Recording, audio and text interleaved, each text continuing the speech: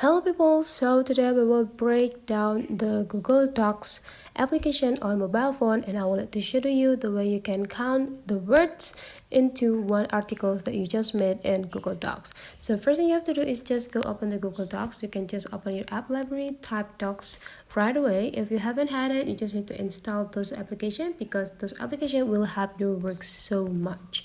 Then just need to go click it to open it and open the documents that you have, or you can also start writing the articles that you want to create. The next thing you need to do is just go click this edit button here.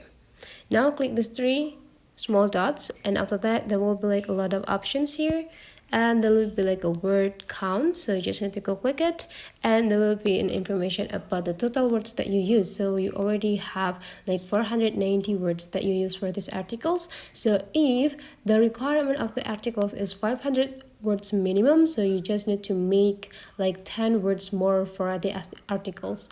And if the articles need to maximum like 400 words in an article, you just need to like delete like 90 words over it. You can also get the characters totals or characters amount that you use here. I already made like 2,956 characters, and if it included into the space, so I got like 2,468 characters.